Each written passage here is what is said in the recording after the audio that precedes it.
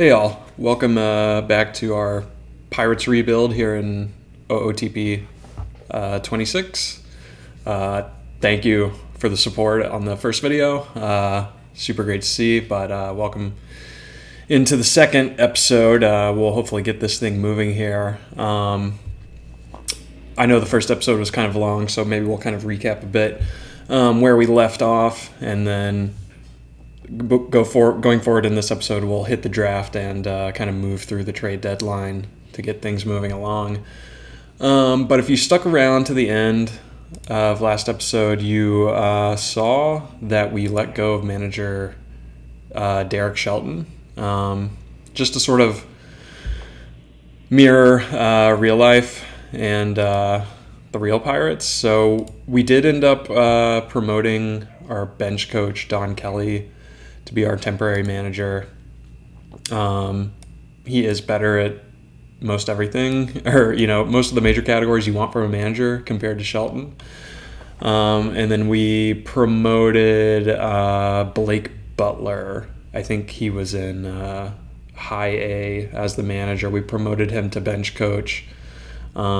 He's pretty young and unproven, but he brings a lot to the table in terms of his ability to teach defense and running. So I thought that was a smart move for us to make. He's still on a cheap salary for the next 2 years after this year. So that's sort of where we left things off. I did end up making offers to all of our openings we had. Like I mentioned at the end of last video, we weirdly had a bunch of coaching vacancies when starting this up. So we're trying to plug those holes as quick as we can, and then we can reevaluate the rest of the staff in the upcoming off season. I'm not really trying to do all of that here in the middle of the season, both for financial reasons and it just takes a lot of time. So those are the updates. I've thought about it a little more. Our scout here, who's just okay across every level. I think it does make sense to fire him.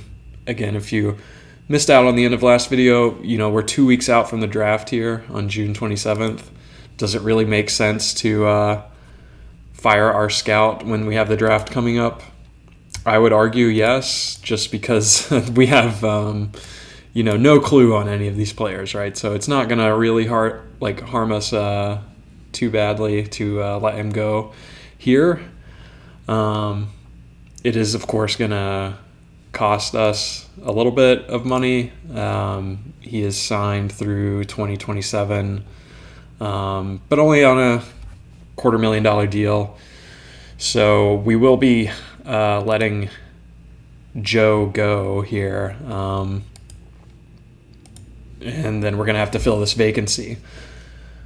I'm just going to check our finances. So yeah, that the purging of Shelton and our scout here brings us a little closer on our available money, but this is something we can sort of manipulate. When I took over, I haven't really touched this too much. They have more money allocated to the draft than our slot value would suggest, which I'm all for overpaying for talent, but we may not need all of this, so we can kind of move it around after we draft a couple players to save some money. But we do need to fill the scout role. So I already took a look offline here, and something that is maybe like a little sneaky hack is that a lot of times general managers will actually have some of the highest scouting ratings in this game, and we obviously want someone who highly favors tools rather. And when I was kind of looking for that, I think we can set it up here where we can see just those people. So yeah, you can see like a lot of these. If we just open it up to all coaches and all roles, even though some of these guys are ideally searching for like a GM job, you can hire them as a scout because, working as a scout is better than being unemployed. So when I was looking through here, I'm looking at which guy would be best for us? And then this guy kind of caught my eye. He has no experience, but he's young. He's 51, so there's no risk of him retiring. He's got a personable personality, and I think he fits in really well with our coaching staff. And as you can see, he's pretty good across every category.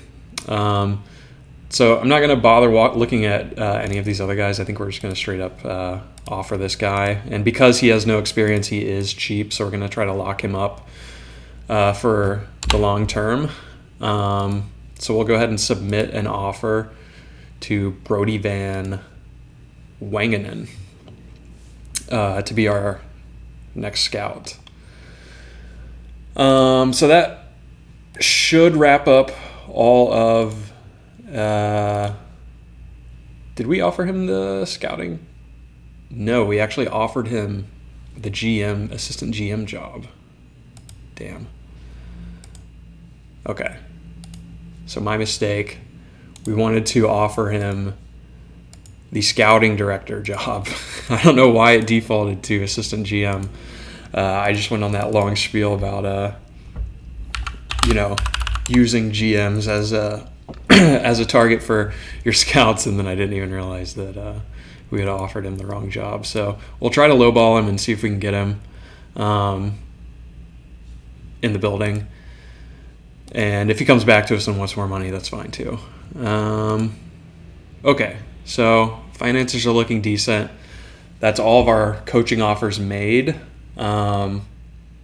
Once we bring the scout on, once he signs, we'll need to start actually scouting all the draft pool players.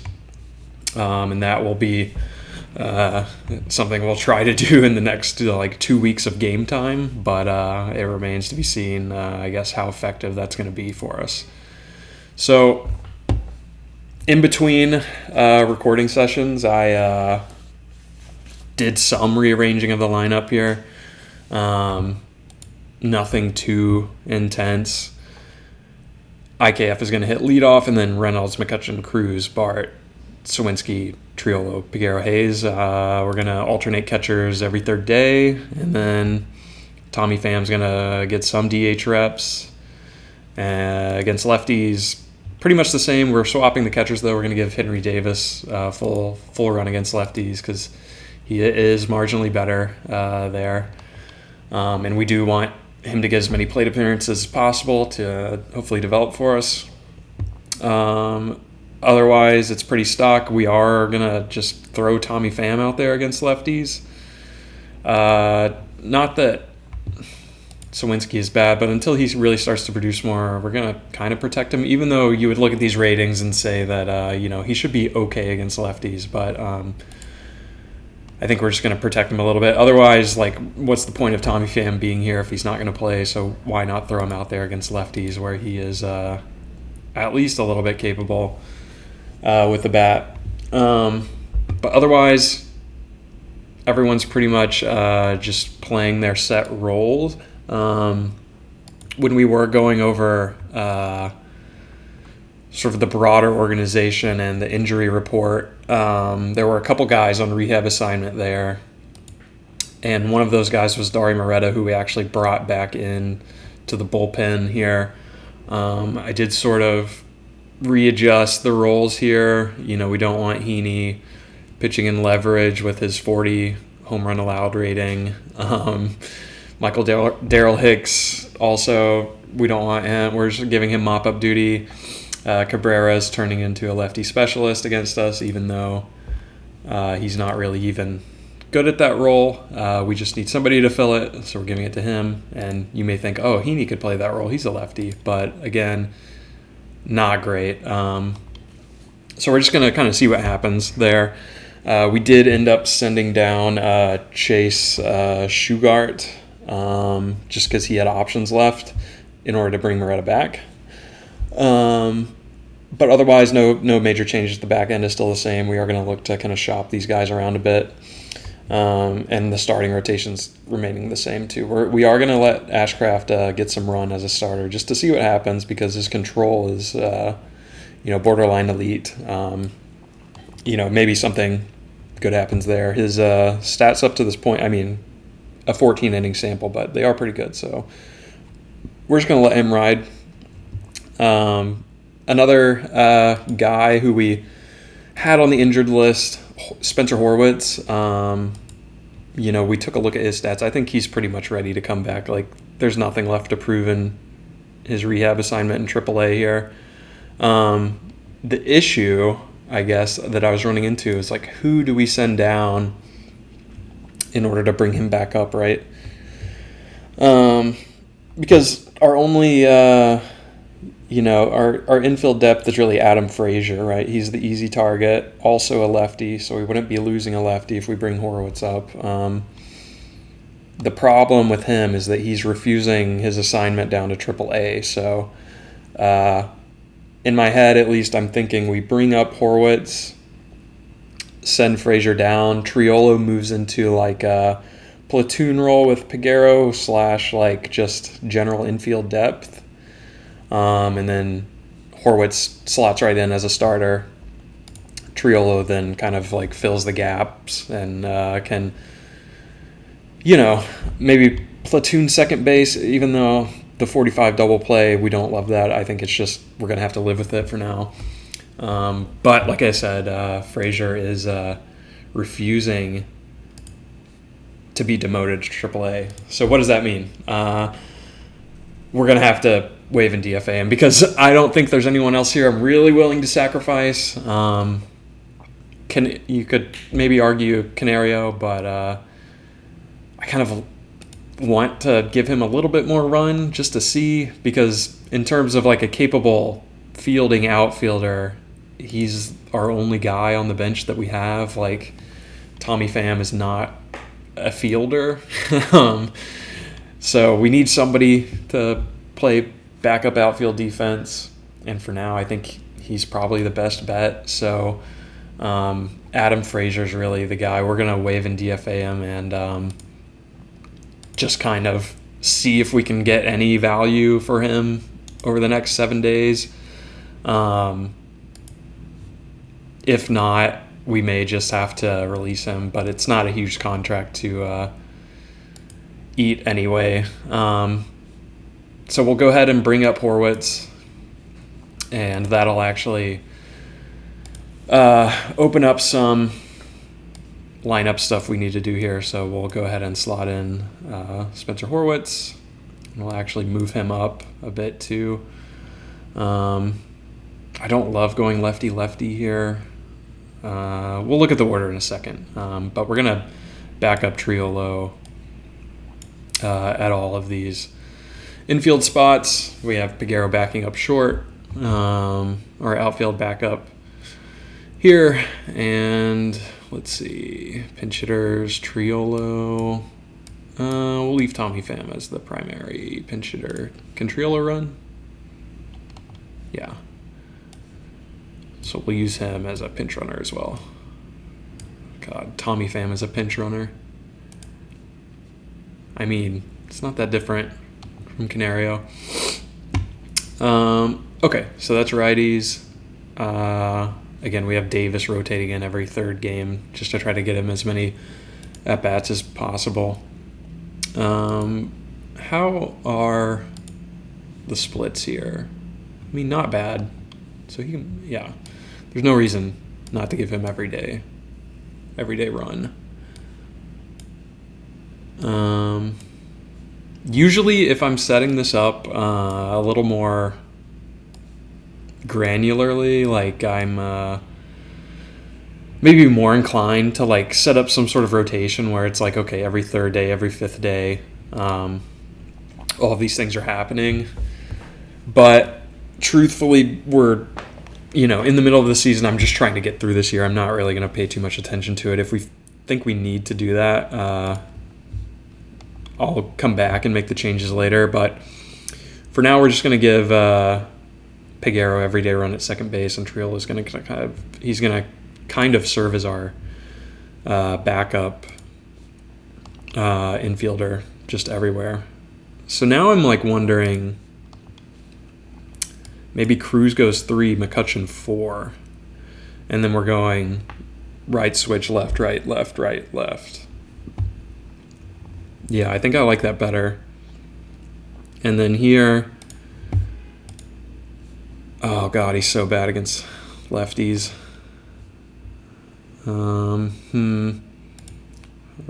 We looked at this last time. Reynolds is a little more balanced in his approach. And Davis too. He doesn't really make great contact, but the power is there and the eye is there. So I'm sort of thinking, I mean, Horwitz too. We just looked at this, I know, sorry. But, I mean, that's decent. Is it? I feel bad batting Cruz so low in the order, but maybe something like this makes sense, where McCutchen is in the 2-hole. He's like always going to be on base, and then we go Reynolds, Horwitz, Pham, Cruz, Davis. Sure.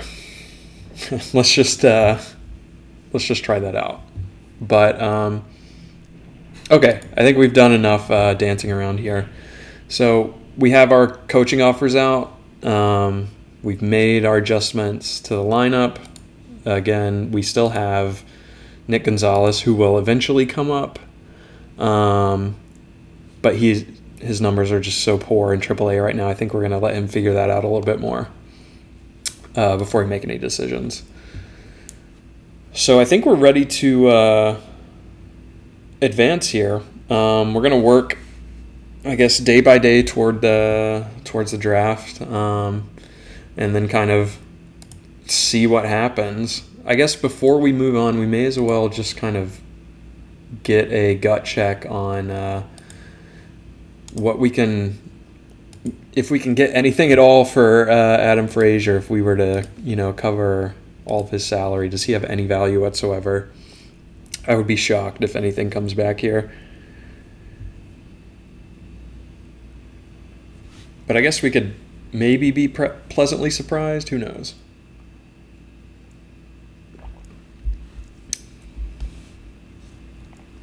Okay, yeah. So absolutely nothing for Adam Frazier. I guess that's to be expected. Who's going to want a 33-and-a-half-year-old veteran who's OPSing under 700? So that may be just dead money that we have to deal with. But I guess while we're here, we could also look at IKF if we were to, again, cover all of his salary. Would we be able to find any suitable offers?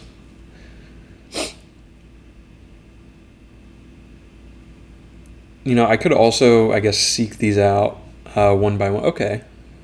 So we do get a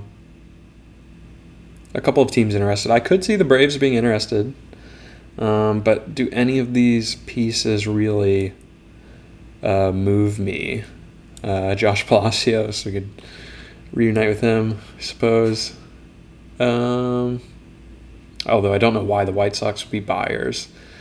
Same for the Cubs, too. I mean, I guess you could argue like a utility guy is always valuable.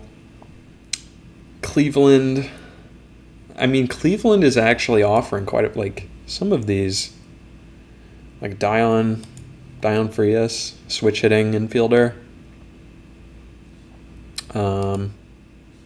He is Rule 5 eligible, so we would have to start working him in. And he doesn't really offer much power. He's more of just a slap it around kind of guy, but you like the switch hitting, and at only 23, there's maybe something there. Wilfredo Antunez. This could be interesting. Also Rule 5 eligible. I'm not sure what our head scouting reference is. Like, it may just be using historical. data for us there, but a lefty corner outfielder who has some center field upside, I mean, that could be our trade right there. The Marlins, I don't think it makes sense for them to be buying, really. Los Angeles, Angels, no. Brewers, I mean, maybe. I know Joey Ortiz is not really hitting for them, but I don't think any of these offers are really, like, special. Athletics, San Diego, I mean, Johnny Brito. Not, like, super interested in that. Obviously, Seattle's farm system is loaded, but they're not going to offer us any reasonable prospects. Like, I would rather, like, Samad is nice on the base paths, but ground ball hitter. I'd rather go for one of the younger Cleveland guys. And so, okay, I mean, honestly, this is better than I was expecting.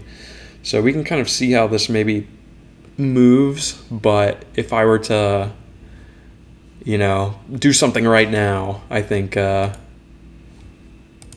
some of these Cleveland moves are kind of interesting.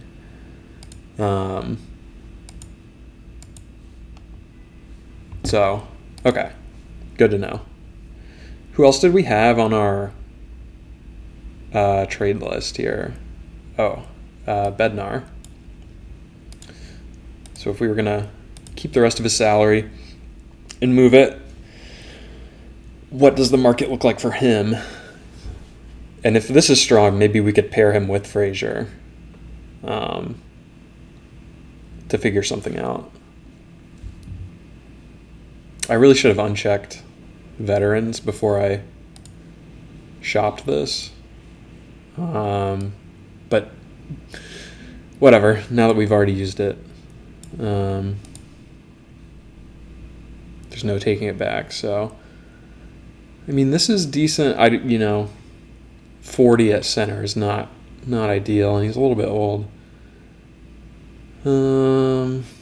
Ryan Richardson. Just, looking for anything that jumps off the page here. Okay, so they like Mizorowski is not something I would do. That's a little rich for me.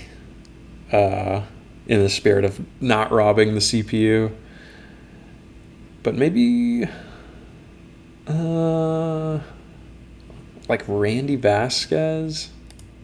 I mean, is that interesting enough? I'm not like blown away by him.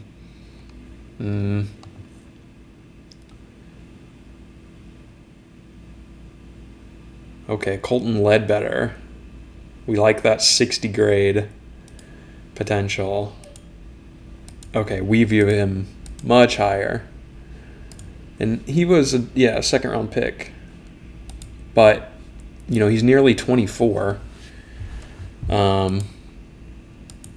Looks like most of the value we're seeing in him is from fielding. So that could be interesting. I could talk myself into that a little bit because Tampa is sort of competing. And Fairbanks has been sort of up and down for them. Also Will Wagner, but I don't think we need another second baseman. We're kind of, once we get Gonzalez back, then we have Peguero, and then we have Johnson in the farm system. It's kind of a lot in the pipeline. So, I mean, we're not going to make any moves today, but I thought it would be interesting to at least shop some of these guys. I did also want to shop Bailey Falter to see if anything shows up for him. I would be surprised if we do get anything. But he does have strong surface level stats, if you remember from the last episode. So we'll see. Maybe we'll be surprised.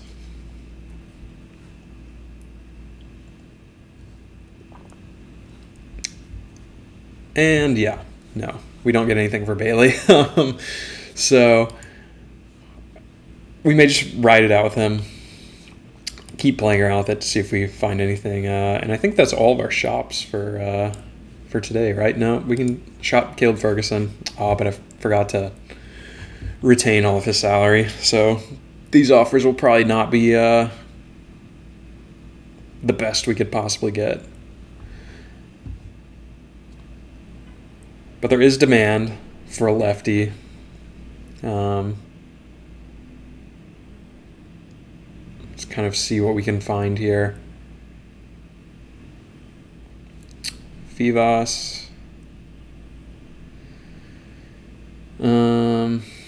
Michelle, he has control issues if I remember. Yeah. And he's injured with what? Yeah, an unknown injury. A lot of relievers here, like reliever for reliever swap.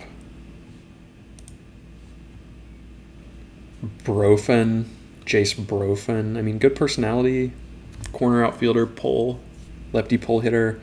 He's going to strike out a lot, but we think he might have 75 grade power. So that's something. 6th round pick. I mean, it's kind of an archetype that we have, but could be interesting. I don't know that I'm truly moved by many of these, but we'll keep looking. It's good to know that Bednar did have pretty big trade value. We may try to package him with Frazier and see what we can find. But I think we're ready to move forward here finally. So the plan will be just a kind of advance day by day here. See if we get our coaches signed, and then we have the draft coming up. I think on the 9th here, or maybe it's the 11th. But really close. So let's just go day by day and kind of see what happens. We just start advancing here.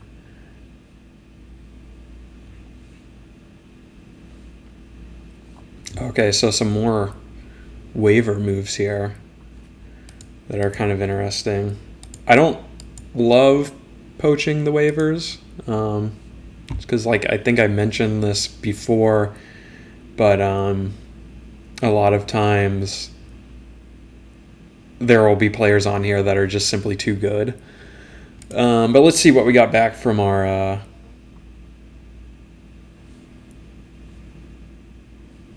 okay, interesting.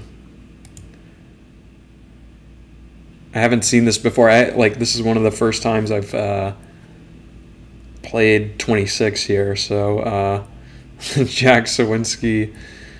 Okay, interesting. But our new manager, Don Kelly, is sticking up for our guys, so we'll see what happens. Well, positive reactions to all the contracts that we sent out so far, even the scouting director, who we ended up lowballing by at least 50 grand. So that's good. Did we end up no, we lost in 10, 9-3. So I do dig into the box scores a lot in this series. So Santana, yikes. Burrows, Bednar also got blown up. So maybe we should move him before his numbers swing the other way. Okay. Let's keep moving a little bit. Let's just try to finish out the month here.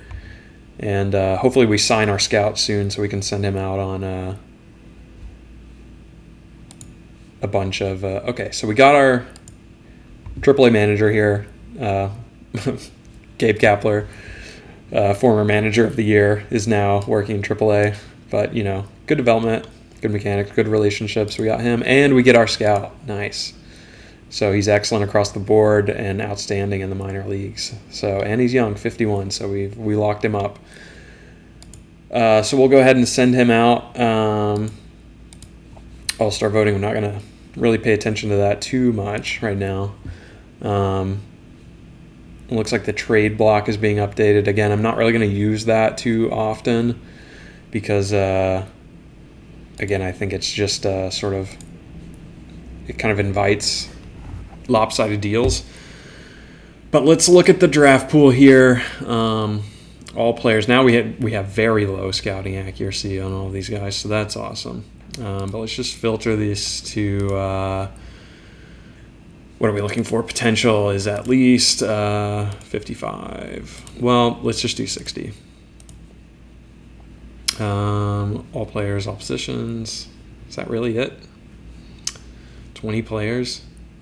So we can maybe open it up a little bit more, 36. I'm just trying to find like a manageable workload, I guess, for the scout. Like I want him to get all these done before the draft, obviously. So let's see where that gets him. That was 79 players. I don't like I sort of alluded to before, this draft is just going to be kind of a shot in the dark, like based off of name value. So we'll kind of just see what ends up happening. I think, the time frame on a lot of these, well, now we have these at 3 weeks. We're probably not going to get to them. So that's going to be unfortunate. But a lot of it is in descending order of potential, so hopefully we can hit on our first pick and kind of go from there. I did just notice when we were here on the financials that we're actually dipping into the negative now after we've signed all of those guys, or all those new coaches, and DFA'd Frazier. So we may have to look to underslot some of our picks. I don't know if we have 15 budgeted there right now. We may have to come in closer to our slot value of 12. But again, we'll kind of see what happens with that as we move forward. But let's shop Bednar again, where we're going to retain all of his salary, and then we're also going to, get Frazier in here as well. And you know what? We'll eat his salary too. So let's see if we can get a 2-package deal here. If those same prospects are available from Cleveland, we'll probably make some type of move with them. Okay, so let's see. Maybe we should even, if we're doing all this shopping, maybe we should look at just prospects as well. But let's do a pass through here and see what we can find. So CES, I mean, we have Horwitz at first base, but he could play third. But we have Hayes that we're locked into. It's a nice idea, but I don't think he fits our timeline or need, really. Levi Jordan. Actually, I'm not really familiar with this player at all. But he looks like a utility guy who can slap it around. He's a little old, though, 29, so not super into it. I'm not really seeing those same Cleveland offers from before. So hopefully we didn't miss our window there. They may just not be interested in Frazier. But let's see. Oh, Edwin Uceda. I don't want to totally rob them of like a sick reliever here. I don't know that he's been super great this year. Yeah, no. But and he's a sidearm righty, so he's probably going to get blown up by lefties. Any like sidearm profile guys they're usually, I don't know. I don't love them unless they're a designated lefty specialist. Anything here? I mean, Loperfido, again, like, all these guys are a little bit old for what I'm looking for. They have Randy Vasquez at closer. That's crazy.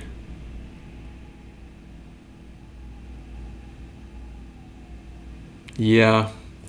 I mean, DL Hall, it's like, maybe, but what does he really do for us, I'm sort of looking for, like, a minor league prospect here. Somebody who we can, like cook in AAA for a little bit and develop. Let's see if we just tab prospects, if we get anything good.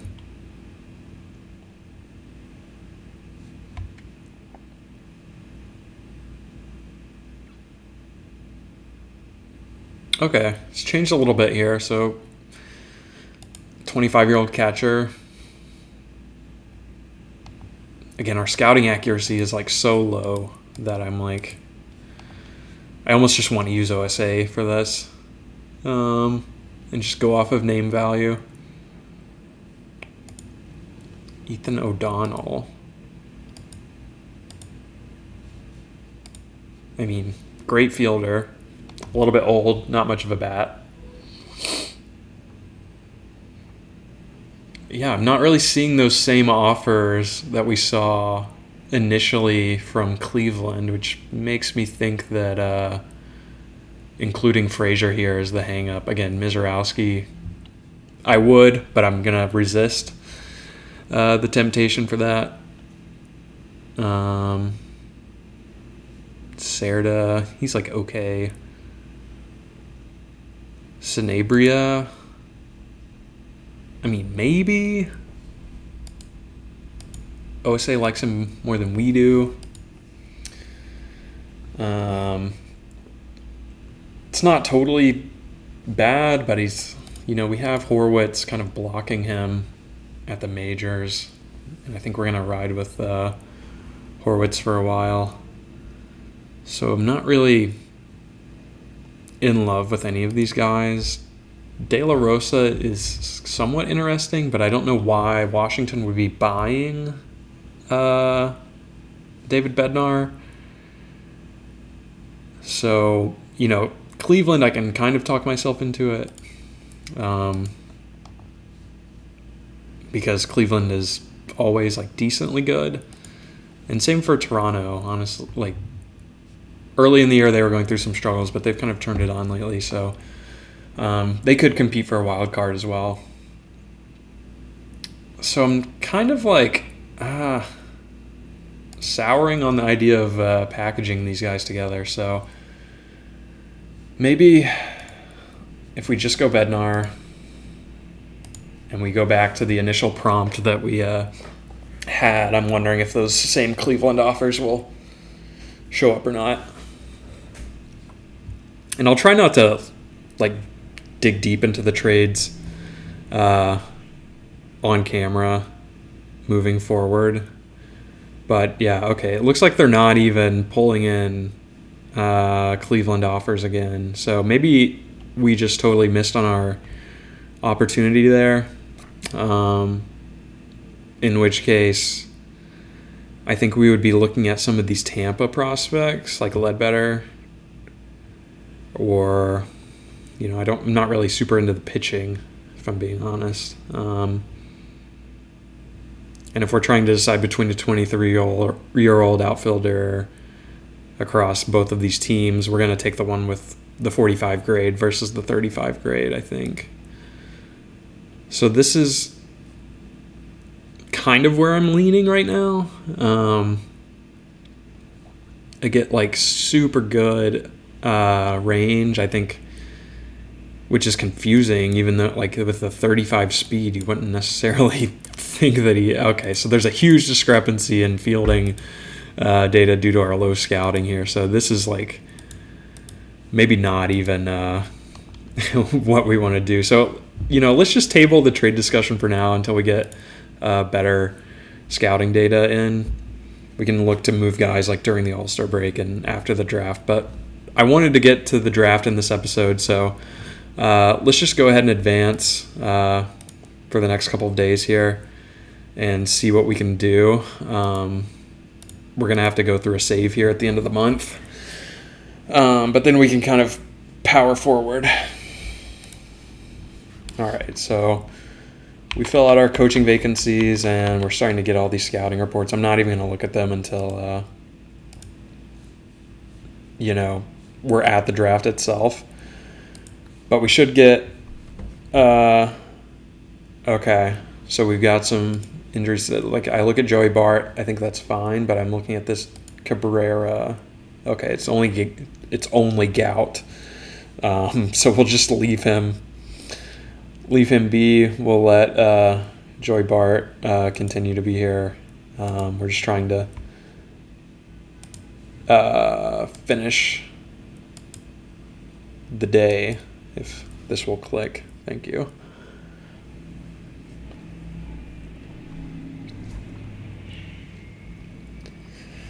I'm not really sure where, if we're thinking about the draft, I guess I'm not really sure where I'm leaning yet. I mean, I don't think we are like necessarily, backed into any specific position or like category. I don't know that, like even in terms of like high school versus college, like I could see us taking either one. A long-term high school, high upside play could make sense. I don't think that we're going to be competing in the super near-term future. So I'm not totally against something super developmental.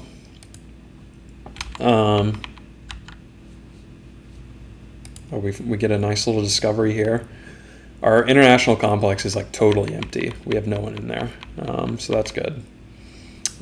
Laviolette, 25 strikeout potential there. I had him in my Rockies rebuild like 2 years ago, and he was a beast there, but not really a fan of his game for this series. Okay. Let's shop Frazier one more time. Again, this is definitely not going to return anything. But maybe we'll be surprised. If not, we'll just keep moving.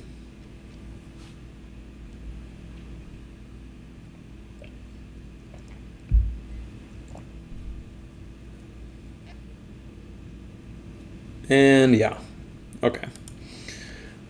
So I keep trying that, but it's not working too much. Gosh, Sawinski's hitting 0-4-3 in his last good. How is Horwitz doing? Splits this week. Major League. Okay, yeah, he's doing well. 2 RBI, 944. Welcome back, Spencer. But let's keep going. We've split, so we lost 2 of 3 against the Mets. We've split so far against the Cardinals. And then we have Seattle coming up, and then Kansas City. So let's just go ahead and move past all of these. It's weird to see Cruz leading the division in steals. Okay, so we gotta figure out what we're doing here with Frazier. Will he take the demotion? He will not. So we're going to be forced to release him. We'll do one more shop, and if we include, gosh, I don't even know who we would include here. I mean, potentially IKF, right? Like if we cover both of all of them, like there's no way this is gonna. We'll even check veterans, but there's no way that this is gonna bring back anything good. Maybe Ferguson and maybe Bednar, but it's like rare that a team is gonna have 2 40-man slots available and like going to be willing to take on Frazier. So actually, this is not so bad.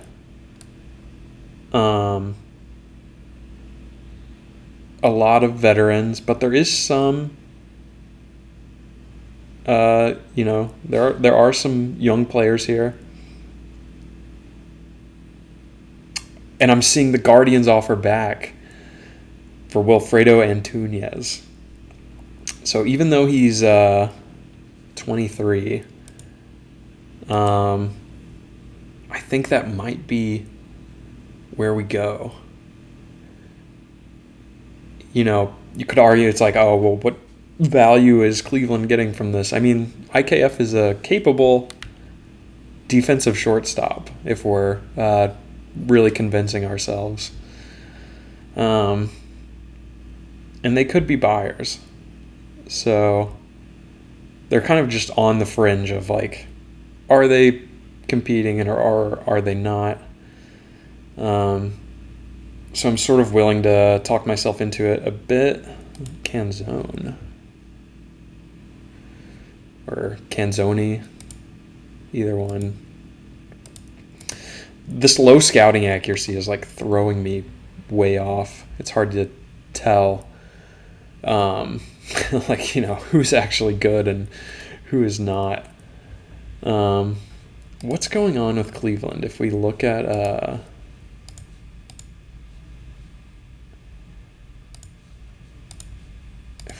what they're doing here, who are they running out at short? They have Rocchio, Jahmai Jones, Schneemann. Rocchio, yeah, he's cold. He's hitting sub 200. So I think it is feasible they would be looking for a new shortstop. Does it make sense to also throw in Frazier? I don't know. I mean, you could argue Frazier would do well here. Although Jones looks to be playing insane. But maybe swapping out for Schneemann, right? Although he brings a lot more versatility. But I'm actually kind of waffling on it now. Like,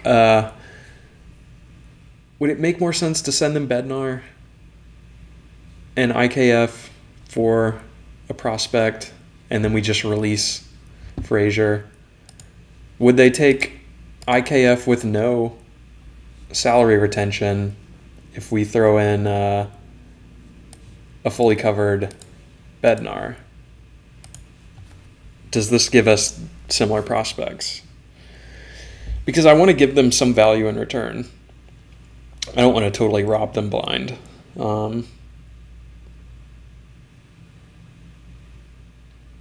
Okay. So, I mean, oh my gosh, they would give us Matt McLean. So this is too much. This is doing too much. Packaging these two together is really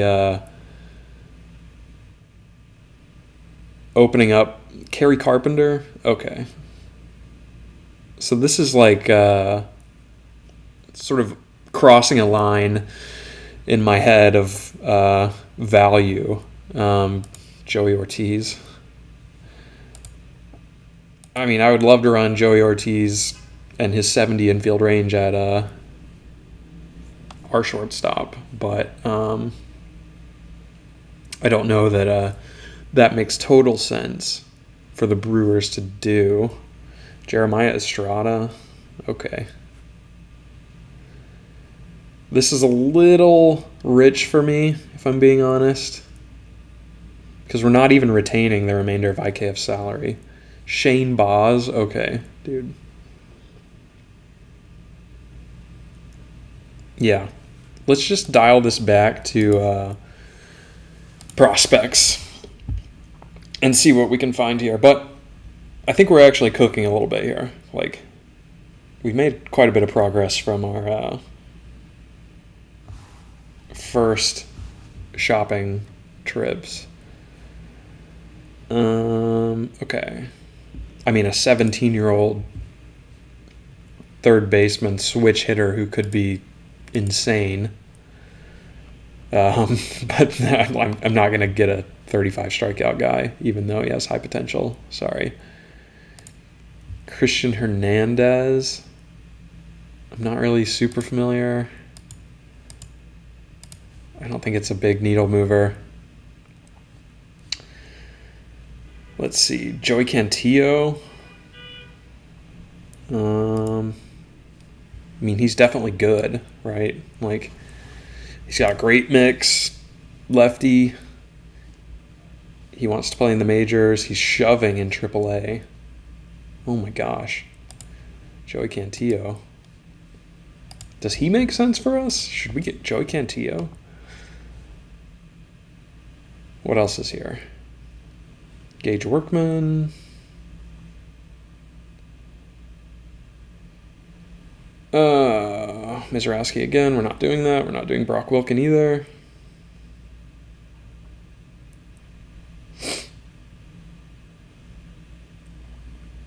Scanning for names.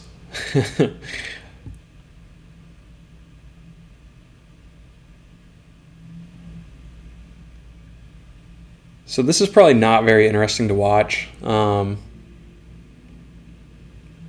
again, we're sort of up against our time here. Like we're pretty deep in the video and we haven't even got to the draft yet. So I'm sort of just rambling at this point and like looking at the trade. So I don't know that this is like super interesting to watch. So maybe I'll just cut it here and kind of shop things around. If I land on anything, I'll come back to you. Okay, so I've done a little bit of shopping around, and ultimately, I don't think we're going to get anything for Adam Frazier. So we're just going to release him and just eat the money there. I did find a deal that I liked with Cleveland here, and we actually have it accepted. I haven't processed this yet, so it's just pending at the moment. But IKF and Bednar, retaining all of Bednar, we would get back Wilfredo Antunez, who we showed a bit earlier. Again, he's probably just a 45 grade kind of corner outfielder type, but he could be something. And then just a flyer on an 18-year-old Robert Arias with extreme development risk, just a total shot in the dark. But for half a season of IKF and a year and a half of David Bednar, I think that's decent. We're just going to leave it for now. I don't think I'm going to make the actual trade. It should be good for another week, but we're just going to continue working through these games to push through to the draft and kind of see where we land. Obviously, we're continuing to lose, although we did win against the Mariners 5-1. 6-3, okay. And yeah, we're sliding a bit against KC. But we did end up taking the series against 2 of 3 against the Mariners. Last game against Kansas City here, I think we get a lot of scouting reports back, which I'm not going to read. All-star updates. We found pitcher. Great. And then we have today versus the Royals. We'll go ahead and advance through that. We take the loss 7-1. Great. More scouting reports. What did I notice here? Okay, our minor league system is like suddenly shot up to, well, now it says 11 here. I guess there have been some graduations along the way. How is Connor Griffin doing in his in the month of July? Yeah, as we predicted, he has a negative WRC plus, so maybe he should be sent back down to the Florida League, because I don't really want to damage. See, he's even like a. Let's go ahead and just send him down to Class A, Bradenton. We'll change that back to MLB. But we're on. We're at like the precipice of the draft here, I guess. So we can take a look. We've got up to average scouting on a lot of these guys here, at least in like the top half of the draft, right? And actually the majority of the draft, it looks like. I'm pleasantly surprised at how quickly our scout has gotten up and running. So we'll see who's on the board when we get there. I think we have to advance a couple more days, right? Yeah, today is nothing, so we'll go ahead and advance through. Maybe we'll get some last-minute scouting reports back. But today is draft day, so this is sort of how it's projected to go. we'll kind of just see who's available when we get in there. We pick 6th, obviously, and then there are a ton of back into the first picks. So we're not going to get to draft again until pick 7 of round 2. So it's quite the wait. But we get 2 second-round picks, I guess, so that's positive. So 3 picks in quick order there. And then we're kind of moving along. So we'll probably just do the first couple of rounds here, and then I'll let you guys go. This video's run long, so we're not going to do the trade deadline in this. I sort of misled you at the beginning, but let's go ahead and get this thing started, I guess. Let's see the mock draft. Seth Hernandez, huge stuff, big-time potential, but a lot of risk with a high school arm, per usual. But he could be awesome for sure. Let's just see who goes here. If we'll just go pick by pick. The Nationals do take Ethan Holiday. Good for them. Definitely would have taken him if he was there at 6. We'll see who's available for the Angels. They go Cunningham, Neans. The Rockies go Willett. I was really hoping he would make it to us. Love a switch hitting shortstop, second baseman with 75 range. He would have been awesome. Cardinals go Liam Doyle, college pitcher from Tennessee. So we're on the board here. I kind of have an idea of who I want to take just already. But looking at the mock and who is sort of expected to go, we still have Hernandez. Quentin Young is maybe the guy I'm leaning toward most here, although I'm sort of, going against what I said earlier where we try to avoid the high strikeout guys. I think that's definitely a risk here, at least from what we can see. But he's definitely a freaky athlete. 6'5", 215. He would be awesome at third base. And could he even play right field? Maybe. And he's so young. $9 million. We could make that happen. JoJo Parker also. I'm not loving what I see with this personality, though. But a lefty, decent fielder. Going to make good contact. I don't know that he's our guy. Let's just go to the sortable list here. So if we wanted to see all batters. Omar Cerna, no, it's just a no from me. He's got a huge arm, but I don't really like the idea of taking a catcher here. Cam Canarella, if we wanted a college-ready bat. Same with Gavin here. I'm not in love. I'm looking for a superstar player with this pick. And I keep coming back to Quentin Young, who would be decent. He's going to strike out a ton in the complex. We're going to have to get him in the development lab if we do take him. Brady Abel is also a little intriguing. Just a lefty corner infielder type. He could probably see decent success. He's not going to walk. I don't know that I love the $10 million signing bonus there. Dean Curley, also from Tennessee, if we wanted a college-ready bat. I'm thinking shortstop. That's where my head is at, primarily just because it's such a roster need. Unless we ran Griffin there or moved Cruz back there, I don't know. Curley, could come in straight away and produce at A-ball. I like this power. Good work ethic, adaptability. He's a little bit old, but maybe that helps him fast track. He's more of a third baseman for sure with that arm. Huge arm, actually.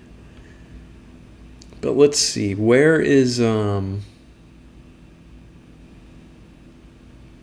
was looking for, okay, JoJo Parker's down here. Who is the other shortstop I'm always thinking of? Oh, Ava Arquette and Wahiwa Aloy. I mean, if there's any chance we could get one of these guys later, there's no way Arquette. Is OSA also? They are really sleeping on his ratings, I feel like.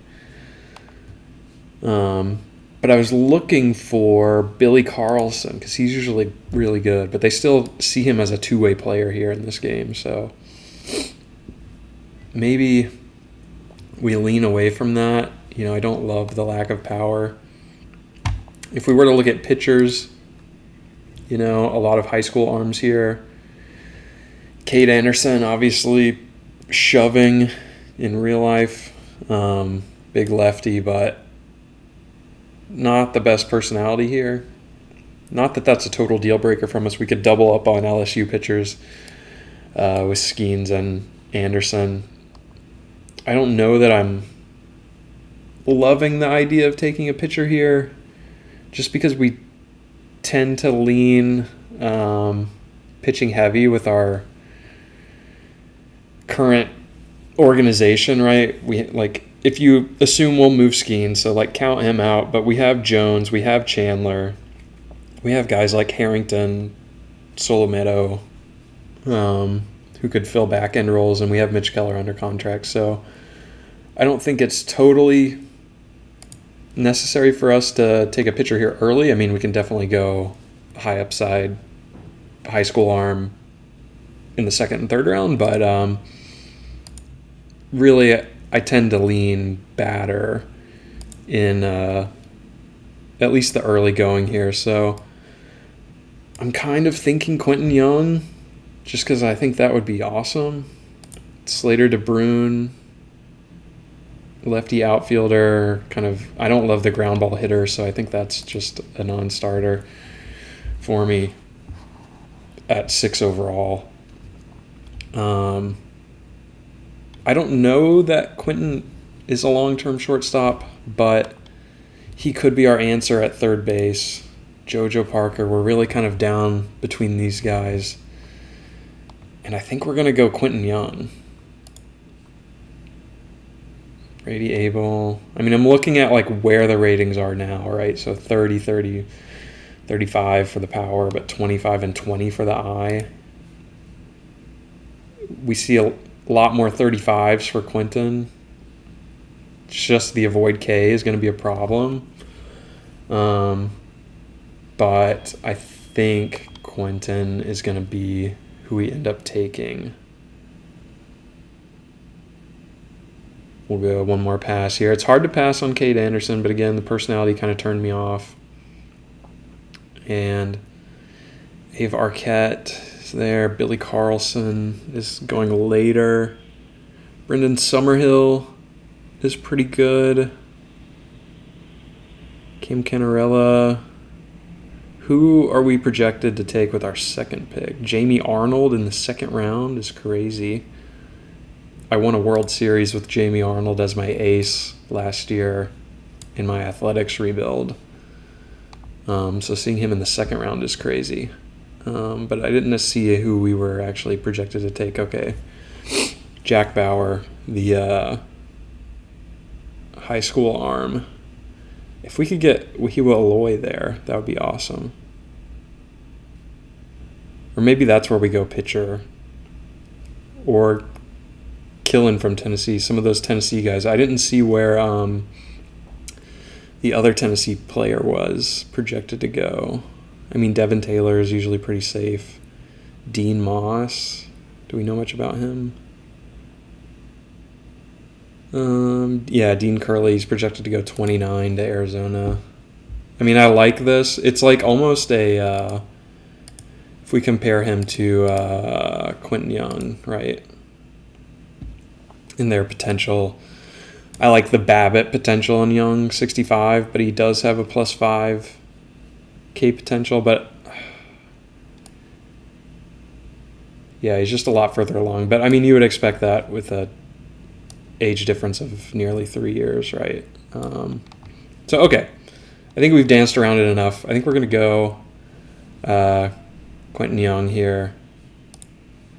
So, slot value is 7.5. We do have enough money allocated, so we'll probably have to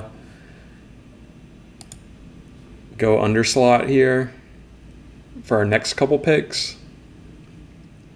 But I'm just willing to live with that, I guess. So we're going to go Quentin Young, big 6'5", LSU commit. We're going to meet his demand of $9 million. And there we go. So we'll see who goes with the next couple picks here. Ethan Petrie, Serna, JoJo Parker, Abel, Laviolette. Okay. Hernandez still on the board. Maybe the bonus demand is too high.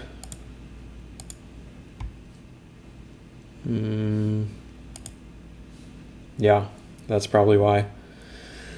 Okay, so let's just simulate to our next pick and see what's available. Okay, there's still some big-time talent here. And Curley is one of them, so I'm tempted to double down. Ooh, Canarella. Jamie Arnold's still here. Wahiwa went. And I assume Ava Arquette went too. I didn't see him in the... Yeah. Let's see who also got picked here. Yeah, Hernandez went to the Braves at 22. So a little bit of a slide for him. So this is kind of tough. I don't know. Do we double down on position player? I kind of think we might. In terms of like potential, right? All players. We have a couple 60 grade guys here. And Justin Lampkin is a college arm who's maybe interesting. A lefty. Low work ethic, though. I don't know. Not like blown away by what I see here. I don't love. Usually, when I'm looking at prospects, I'm like, how good is their BABIP? Is it 55 or is it 60? 45 is kind of a yikes. And this guy's a two-way player, so I almost never take two-way players just because I feel like their potential rating is inflated just by like the accumulation of attributes. I just don't like it. So there's a lot of high potential guys here. There's still another college arm here, Zane Adams. Could be interesting. More control focused. I think I like the other guy better, Lampkin. But then there's Jamie Arnold. I don't really like double dipping on prospects though that I've had previously. Ty Peoples. Such a low starting point, right? It's really scary to have all those 20 rating guys. Let's go back to the home. This guy was projected to go top 10, and I do not see it with him at all. So we could go outfielder. I think DeBruyne is a little project-y, and I kind of want more of a sure thing here, which would lead me to Canarella, who does have high work ethic, but low baseball IQ. And then we already discussed sort of the other option, which I'm blanking on, but the shortstop third baseman from Tennessee. Ike Irish, I'm familiar with him in real life, but it's kind of just a vanilla. Like, there's nothing standing out here for me. If we go by just our scouts ratings, I think the pick is Dean Curley. because he does bring that work ethic, and he is likely a contributor pretty quickly. So that's where I'm leaning. The only other, thing I'm possibly looking at would be some of these 50 grade guys. I know Turley is decent, but it's another strikeout issue outfielder guy with a low work ethic. So I don't love it. You know what? I think we're overcomplicating it a little bit. Let's just go. He's under slot marginally, but are we really passing on Lampkin though? What does OSA say? Oh my gosh, they think he's 75 grade? Are you crazy?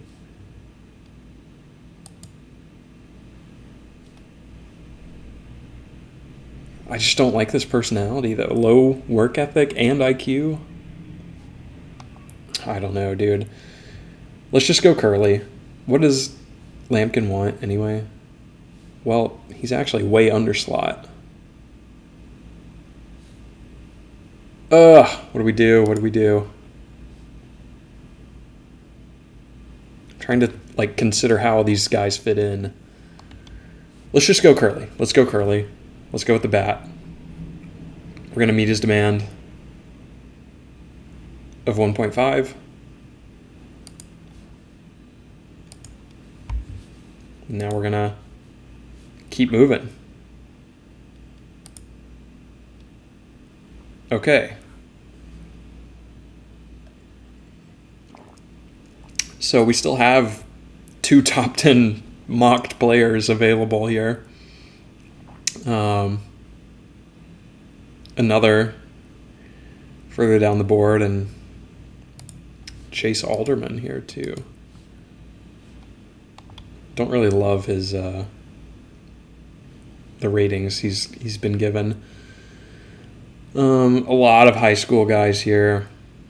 There are some college pitchers. This is maybe where we go college arm, or some kind of arm in general.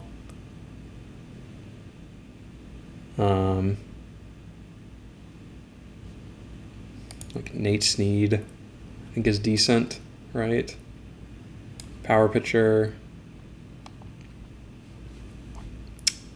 Oh, we just missed out on Chase Shores.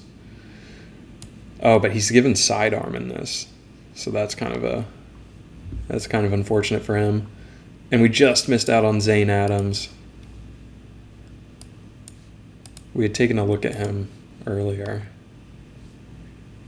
and OSA really likes him. But let's jump into the Sorpal list here. Just make sure I have no weird filters on. Okay, Jackson Peavy is impossible to sign, so we're not going there. The only other one is the two-way player, Justice DeYoung, who, he does look kind of good, but I've just never had success with the two-way player developing, so I'm sort of turned off by the idea. Let's look at batters briefly. There's only a couple 50-grade guys here even available. Coy James, I know in past games has been somewhat intriguing, and I don't hate where he's at. He's coming in at 30s across the board. He could have a good eye, be a decent second baseman. There may be something there. I think Lucas Franco is a little out of our budget range, and he's coming in super underdeveloped with all 20s. So I don't necessarily love that. Alec Blair looks to be a good fielder, good speed, but high strikeout. Don't love it. Josiah Hartshorn, kind of all over the place, but at least he has good work ethic.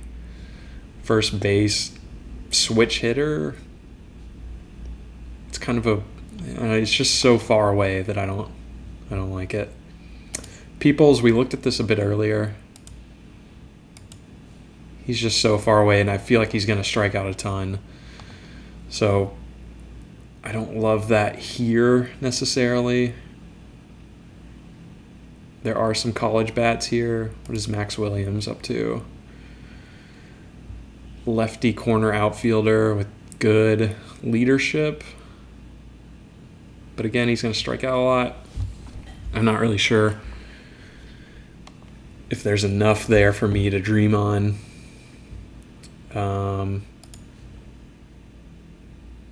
Ryan Weideman. I mean, this is good, right? 75 range, you like that. The personality is positive. He's going to demand slot. But really, like, what are you getting in the long term from him? I guess just a plus defender in center field, which could rack up a ton of WAR and definitely be useful. So I actually I've sort of like fully looped around on the idea of maybe taking him as a position player. But Carson Brumbaugh, I know he's another like two-way kind of guy. I don't know. Slater is here too, but he wants 1.3, which is kind of intense. And again, he's just like so far away that he kind of scares me, and he's a ground ball hitter. So maybe not on him. Looking at these other 45 guys, I think we'll wait to dive into them. Let's look at the pitchers again. I think this could be where we find someone worth taking. So there's only a couple 50-grade guys, and out of those 50-grade guys, this guy has a torn UCL, but he has good BABIP and control. I mean, he fits the profile of like the guys that we currently have on roster. I know Nate Snead, I recognize that name. Clemente, 900K. Tanner Franklin, a righty. 5-pitch mix, pretty good. Everything above average, but don't necessarily love the profile. Grinsel from Oregon, he's not really throwing very hard at all, so that's kind of a red flag with a subpar fastball, so that makes me think no. I'm not going to look at relievers really, or high school arms, to be honest, but I'm kind of intrigued by Nate Snead. 5-pitch mix, but he needs a lot of work on the changeup and slider. But we like the power pitchers. I think he could profile as a starter for us. Last guy, Clemente. Terrible control, right? Like that just is almost a non-starter. Who was the other? Yeah, again, not super great control. I remember seeing he must be a 45 grade guy, but there was a guy in the projections here from Stanford that looked pretty good. Chase Alderman. We looked at that guy and we didn't like him. Cam Leiter. Matt Scott. That's the guy. So Scott and Leiter. Let's look at Scott. Okay, so great personality for him. What does OSA think? They're not as high. He's really just average. He could have a home run issue. His 4 pitches are pretty good, though. Oh, God, his bonus demand is insane. I don't know if that's accurate or not. It's like 4.2 million. Let's look at Leiter, too. Oh, he has the torn UCL. So he's probably off the list, too. Yeah, if we go by demand. Jeez. 10 mil? Gotta be crazy. Okay, yeah, he still wants a ton of money. So we're probably looking at Nate Snead, if I had to guess here, because he is under slot. And he's like a decently safe bet. I don't love the 45 BABIP here. I think that could be a problem down the line. Maybe he improves the movement and can figure things out there. But in terms of like being able to push him to A-ball right away and hopefully get development out of him, let's see what we have here. And it also doesn't hurt that he went to Tennessee, which is I guess I haven't told you, but that's where I went to school also. So bit of a homer pick. We'll take Nate Snead here. Just meet his demand. Okay, so we're almost done with the picks I'm going to cover here. We're back on the board a couple picks later, and let's see who has gone. Oh, we missed out on James, the shortstop, and Caden Bodine. Had I seen him available, I would have considered it. This screams like future captain personality, right? Maybe we should have taken a closer look at the college bats that were available. But at this point, we have a couple 55 grades available.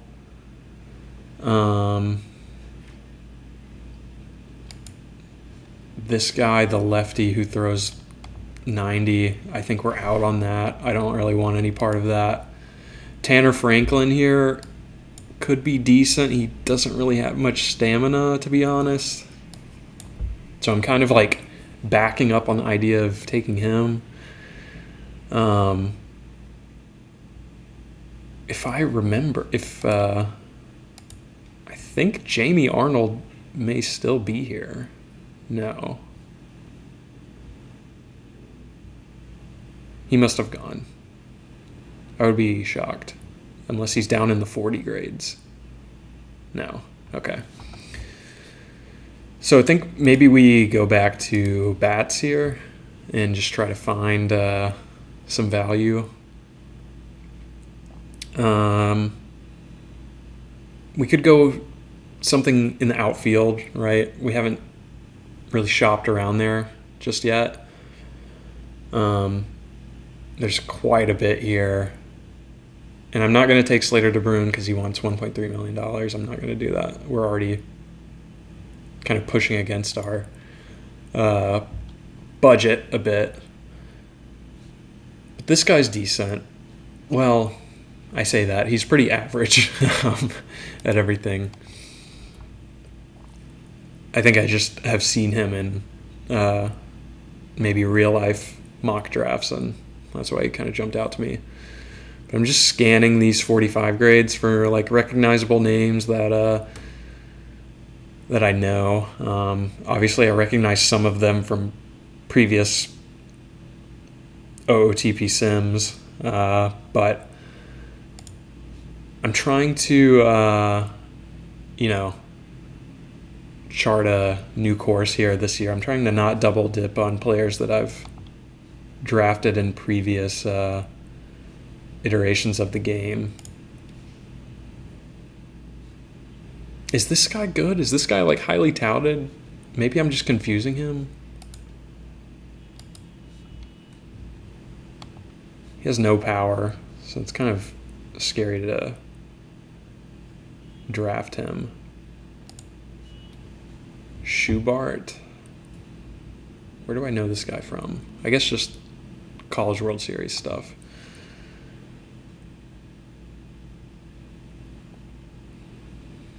Okay, we made it to the end of the... Let's look at, if we toggle to OSA here, do they have any... Okay, so this guy, Jared Jones, well, he's got huge power as a righty, but he's not going to make contact at all. So that kind of scares me. This guy's impossible to sign. Daniel Pierce.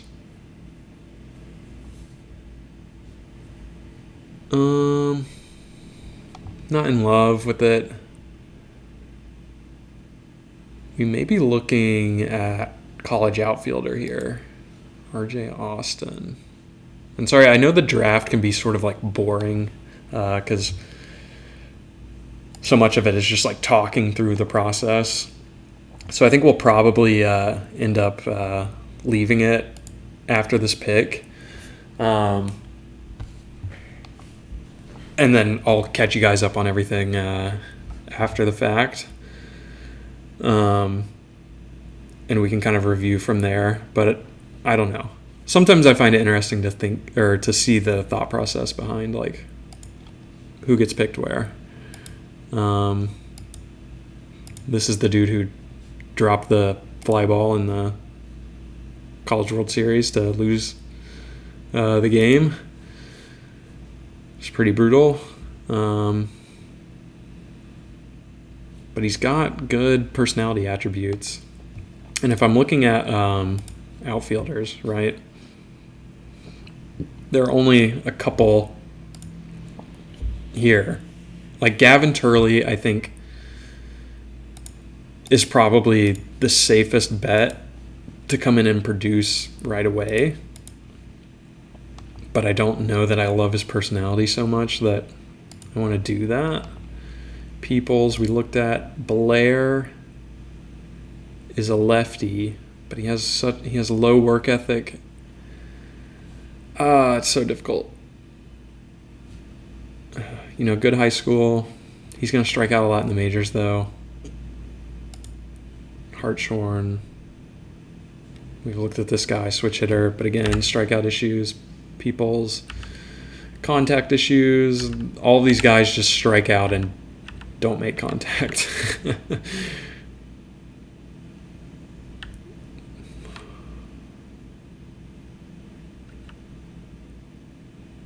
I mean, this Max Williams guy's like fine. He can't play center, which is concerning, but I like the 65 BABIP. Like that will just lead to so much growth for his development. R.J. Austin. This is a true utility guy here. And a potential two-way player, although you'd never consider him as a two-way player. Good utility, though. Line drive, pull hitter. He hits righty. No pop. But he could be just solid. Bryce Chance. Love the personality. Reese Chapman, Brandon Compton.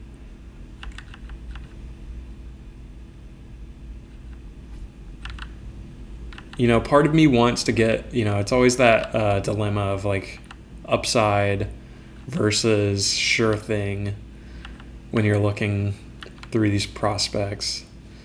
And I think because we went over slot in the early picks, we need to stick within our budget here. I mean, 6'6", 190. This dude's a freak. 70 outfield range. Are you kidding? The lefty bat.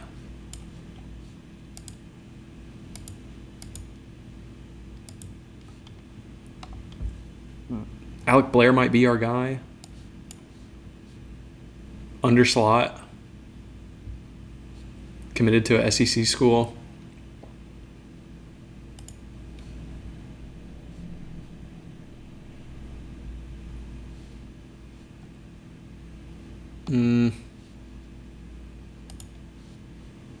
The K rate is just awful, and OSA sees him as no better. So that's really scary. I keep saying that I don't like drafting players like that, and yet I keep finding myself in a situation where I'm almost taking a player like that. It's crazy. It's kind of crazy also that we've sat on our pick here just as long as, like, probably even longer than we had with any of our other picks to this point.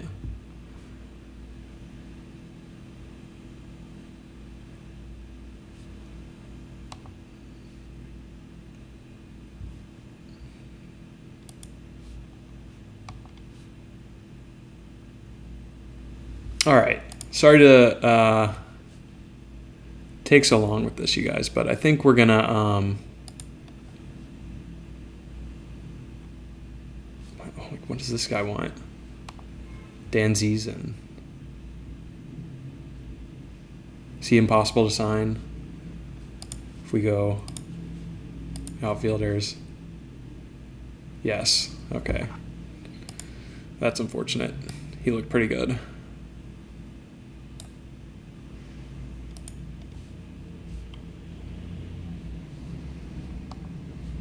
I kind of like the 6'6" guy better.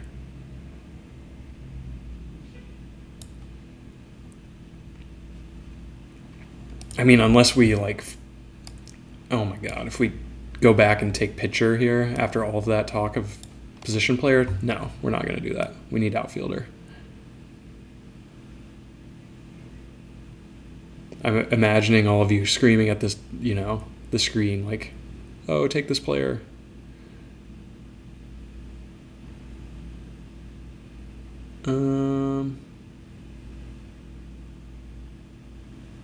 I know Malachi Witherspoon is pretty good in real life.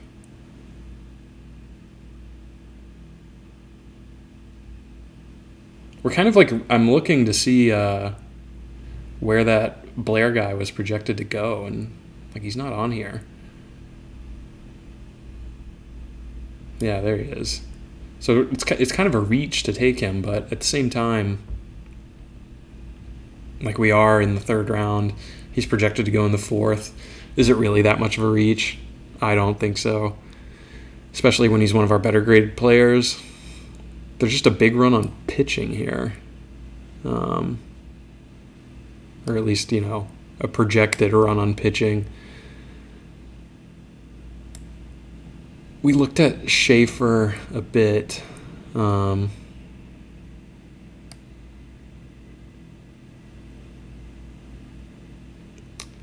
And Turley as well. So Turley is projected to go pretty early. You know what? I'm kind of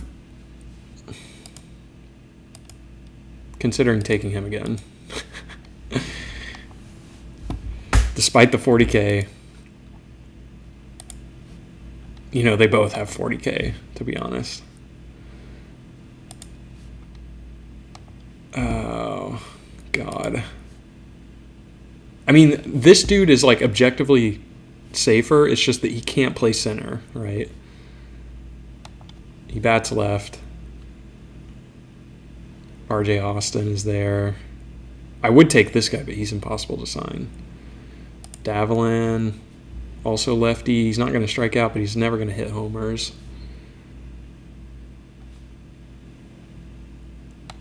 He's almost 22. Brock Kettleson, he's really young.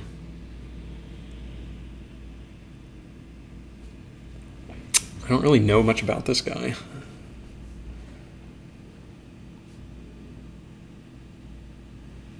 I mean, he would never be a two-way player with 20 homer per 9.